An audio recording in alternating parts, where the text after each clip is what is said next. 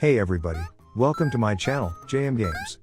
In this video I'll be remaking Flappy Bird using ray tracing and other modern graphical techniques.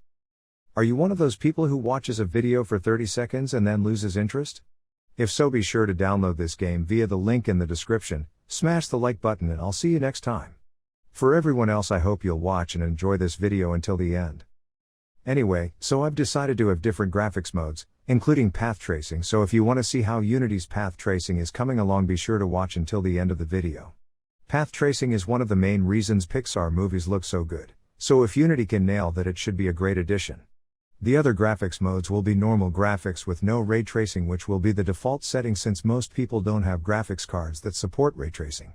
And then a standard RTX mode that doesn't use path tracing, where the shadows, ambient occlusion and certain materials are ray traced, so the materials will have reflections.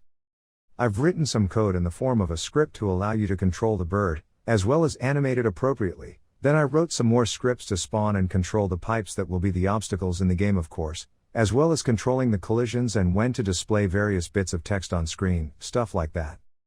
I've got different profiles set up for post-processing, ray tracing and the sky and fog to enable you to switch between the different graphics modes, and I've also got them set up to try to make sure each one looks as good as possible. With that done, it's time to make some 3D models. First, I 3D modeled the bird in Blender, rigged it and created a basic wing flapping animation. Then I UV unwrapped it ready for texturing and created the texture in Photoshop. The bird only needed a basic rig for animating and didn't require me to do any weight painting, thankfully, since that's tiresome and boring. Once that was all done, I imported it all into Unity to see how it was looking in game. Next, we need to create the ground to make sure you can't fall off screen and just disappear into a bottomless pit. So I created it in Blender. At first I tried to replicate the ground in the original game, but in the end I decided it looks better if you can only see the grass. Though with RTX on, you will potentially be able to see the mud reflected on certain surfaces even though it's off screen. More on that later. Now we need to make some pipes so we actually have a proper game with something to avoid, as well as a reward for doing so in the form of adding to your score, by starting with a cylinder, making a loop cut, and then doing an inset and some extrusions, and we have a pipe that should look pretty good once we've added a nice material. I then import it into Unity, add the material I made, and there we go. I think that looks pretty good and replicates the look of the original game well. But once I try to add ray traced reflections into the mix, it becomes obvious that I'm going to need a shinier material in order to show off those reflections properly. If I add the metallic material I made to the pipes, you can see the reflections much more easily, as well as seeing the mud reflected in them even though it's off screen. Of course, this material won't display like this without ray tracing, so I'll use the original green material for the pipes in the non-RTX graphics setting. Next, we need some background objects to make the background a bit more interesting, and it'll also give us the chance to add some more ray traced reflections in the windows of the buildings.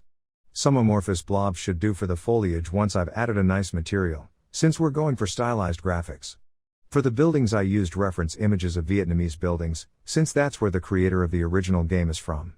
I recreated the setup of the buildings from the original game, but once I import them into Unity, the volumetric fog is obscuring the view of the geometry of the buildings, making them look pretty basic. Oh well, live and learn. If you look closely though, you can see that the windows in the buildings are reflecting everything in front of them, so I add some foliage and buildings behind the camera so they'll have a cohesive world to reflect, even though you won't be able to see any of this stuff without ray-traced reflections enabled on a graphics card that supports them.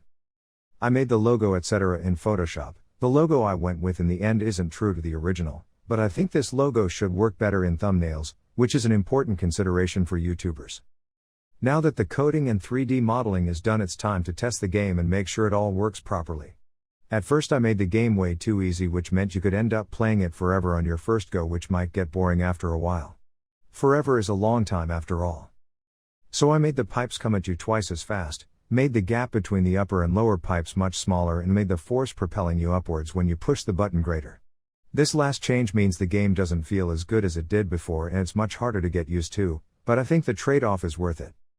It now takes skill to make progress, and I think it's much better for games like this to be a challenge rather than be so easy you end up dying in it on purpose just to bring the game to an end. Now to take a quick peek at how the game looks in the different graphics modes. First, here it is with no ray tracing and the original style green pipes.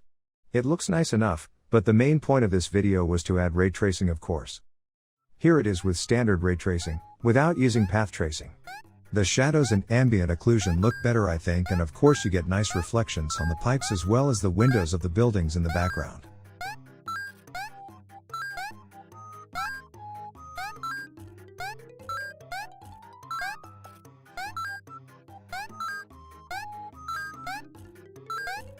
So what about using path tracing, where everything is ray traced?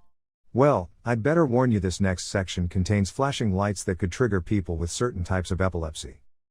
And here it is. As you can see, it looks very grainy. Obviously path tracing doesn't work too well with this game at least, and probably needs more work, full stop. Also, it's not running very well on my graphics cards, though there are definitely more powerful graphics cards out there that support ray tracing. Hopefully I'll be able to upgrade it in the fullness of time.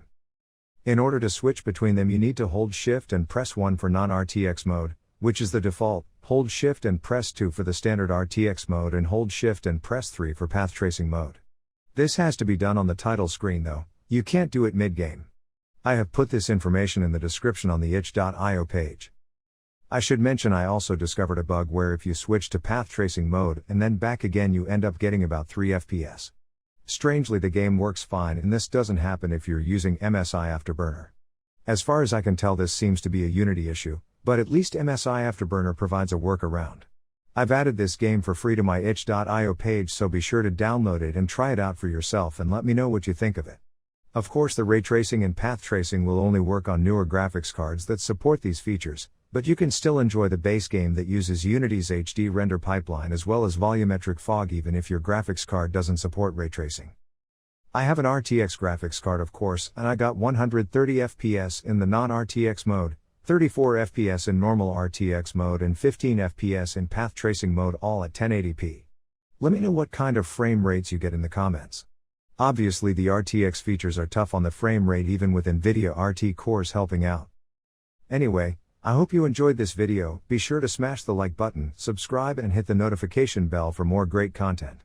Also, let me know what you thought of my first YouTube video in the comments, and if you could share this video on social media, it'd be a great help and much appreciated. See you next time.